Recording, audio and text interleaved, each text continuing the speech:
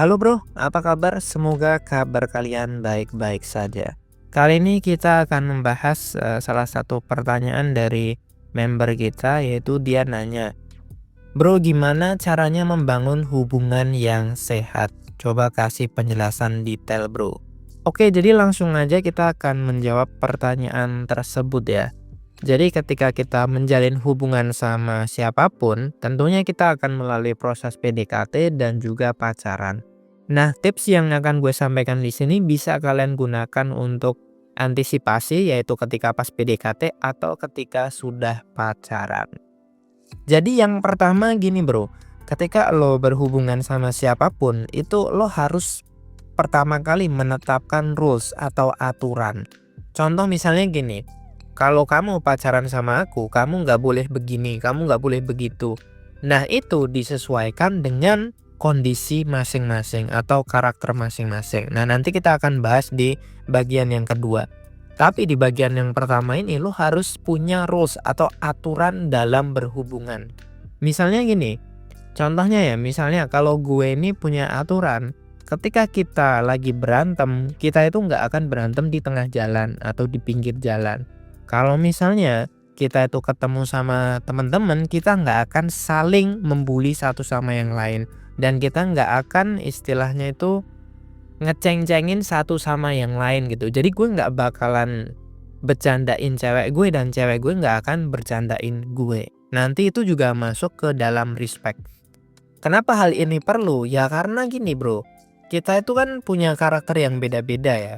Kalau kalian nggak menetapkan aturan dalam romansa kalian, maka ya kalian bakal kacau gitu. Misalnya contoh lain dalam aturan itu adalah, kalau misalnya besok kita nikah, kita ini bakal tinggal di mana. Kita bakal ditinggal di pedesaan, di pantai, atau di mana. Itu juga perlu kalian rumuskan sejak awal gitu. Jadi ketika lo mau PDKT sama orang, lo tuh sudah punya planning, lo sudah punya rencana. Kalau gue pacaran sama dia, besok gue bakal ngajak dia ke pantai, besok gue bakal ngajak dia ke pegunungan, bulan berikutnya gue bakal ngajak dia dinner, bulan berikutnya gue bakal ngajak dia staycation dan lain sebagainya. Jadi ketika kita PDKT atau pacaran, kita sudah punya aturan, kita sudah punya visi misi jauh ke depan gitu. Kalau besok gue sama dia, gue akan punya rencana seperti ini. Orangnya boleh aja beda, tapi rencananya harus sama bro. Jadi rencana atau goals itu harus lo rumuskan mulai dari sekarang. Lo besok mau tinggal di mana, mau ngapain, tujuannya gimana, itu harus lo rumuskan sendiri gitu. Dan untuk merumuskan hal tersebut ya tergantung goals lo tuh mau ngapain. Karena goals orang itu beda-beda.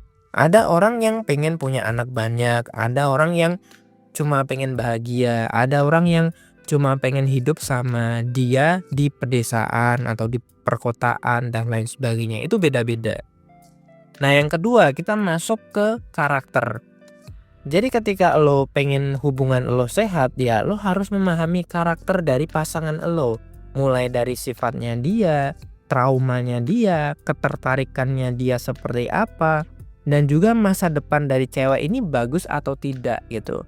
Jadi jangan sampai kalian itu memilih wanita yang punya banyak penyakit, yang punya masa depan suram, itu jangan bro. Karena apa? Karena hubungan itu nggak bakal sehat nanti. Yang kedua mungkin kalau lo udah jago psikologi, lo akan tahu gitu. Dari percakapan awal, lo akan bisa mendiagnosa secara singkat ya, bukan diagnosa medis. Tentunya lo akan paham bahwa oh cewek ini punya trauma ini, oh cewek ini punya masa lalu seperti ini. Nah itu perlu lo pertimbangkan. Karena bakal capek banget ketika kalian itu menjalin hubungan sama cewek yang punya banyak trauma.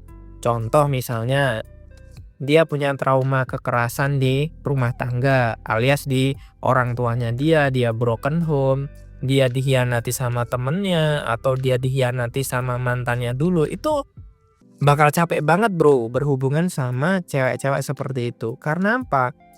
Karena kalau orang itu masih punya trauma, masih punya banyak luka batin, bisa jadi kita itu akan dijadikan sebagai bahan pelampiasan.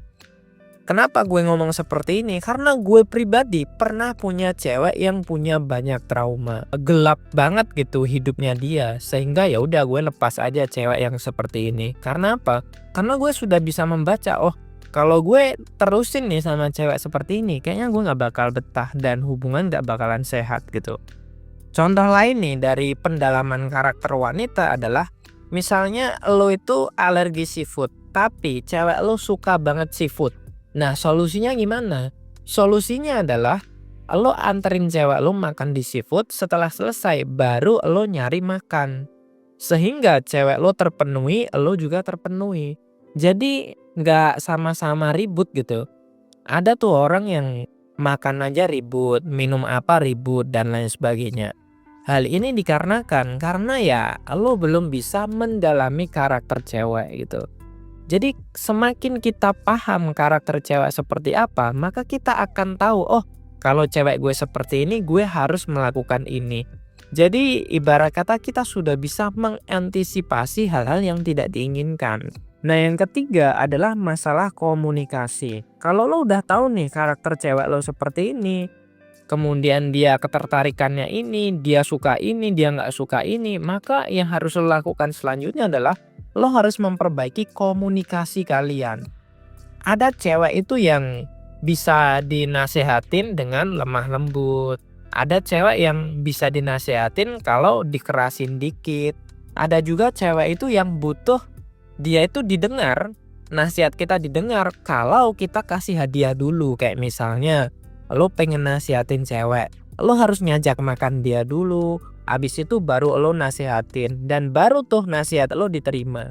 Jadi antara memahami karakter cewek dan juga mengkomunikasikannya itu juga perlu seni bro.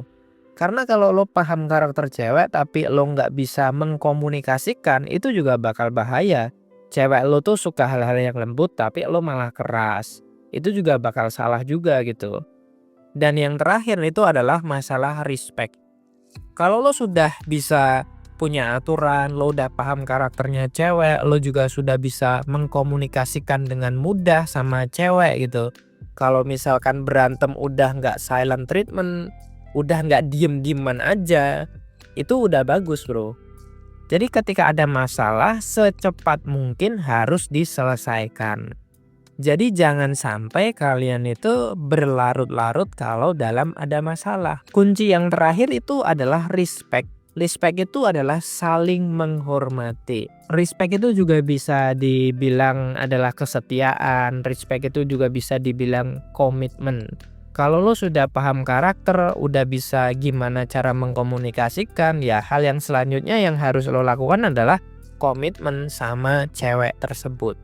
Karena ya di luar sana itu banyak sekali godaan. Apalagi kalau misalnya lo itu sudah masuk ke kategori orang yang istilahnya menengah ke atas lah.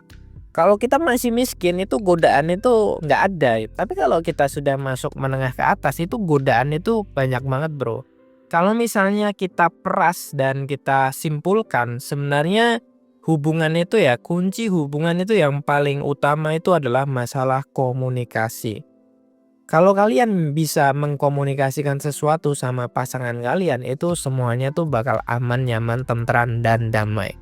Jadi kebanyakan cowok itu egonya terlalu tinggi dan gak bisa mengkomunikasikan sama cewek.